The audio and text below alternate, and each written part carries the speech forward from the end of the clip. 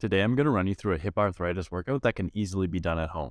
Exercising can help to decrease pain and stiffness as well as increase your capacity so that you can live a fuller life. Let's get into it. Before starting any exercise program, always make sure that you're cleared by a healthcare practitioner. We're going to start this workout off with some leg raises. To do this, you're going to find a comfortable spot on the floor, lie on your back, put your hands out to the side to support yourself, and then lift up both legs at the same time. When you're doing this movement, you want to make sure that you're trying to keep your knees fairly straight. Bring your legs up to a comfortable level or until they're perpendicular to the ground, and then slowly lower them back down. When you're lowering your legs down, make sure that you flex your abs a little bit. This exercise can be done for 3 sets of 10 reps if you're doing both legs at the same time, or 3 sets of 10 reps per leg if you're doing one leg at a time. Moving on, we have my favorite exercise, deadlifts. This exercise is great for working out your lower back, your glutes, and your hamstrings. To do this movement, you're going to hold a weight in front of you with straight arms, have a slight knee bend, and then lower the weight down by bending mostly at the hips. At the bottom of the movement, you want your chest to be facing the ground. Stand back up, and you've completed 1 rep.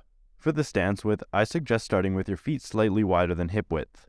If you don't find that comfortable, you can play around with it until you find the most comfortable stance for you.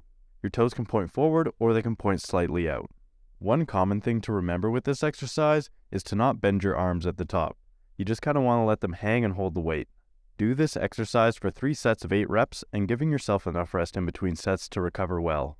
The next exercise is similar to one that I did in my knee video. It's going to be hip thrusts, but instead of having your knees extended, you're going to have them bent at about 90 degrees. Same thing as before, have your back on a box with your shoulder blades covered. Start the movement by lowering your hips down towards the ground and then pressing back up.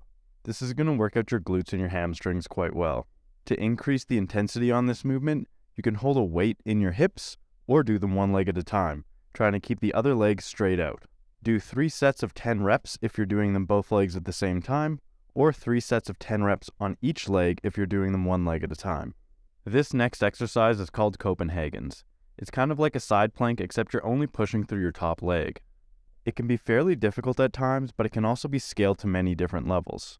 If it's too difficult for you, leave your bottom leg on the ground so that it makes it a little bit easier. To do this movement, you're going to set up like a side plank and then press your top foot into the ground, lifting your hips up off of the ground. Like I said earlier, you can leave your bottom leg on the ground if it's too difficult, or pick it up if you have the ability to. Start off by holding this exercise for 10 seconds on each side and doing 3 sets. This exercise is great for your adductors or your groin muscles, which are very important for hip health. The final exercise is going to be a lateral lunge. To do this, you're going to step out to the side and try to keep your toes pointing fairly straight.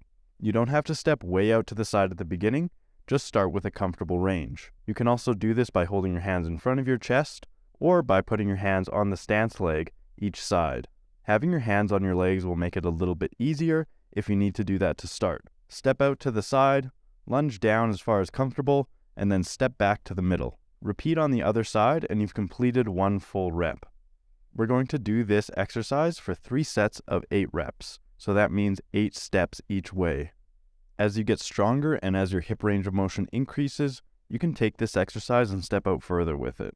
Thank you for watching, and I hope that this quick home workout helps you to live a fuller life. Now go out there and move.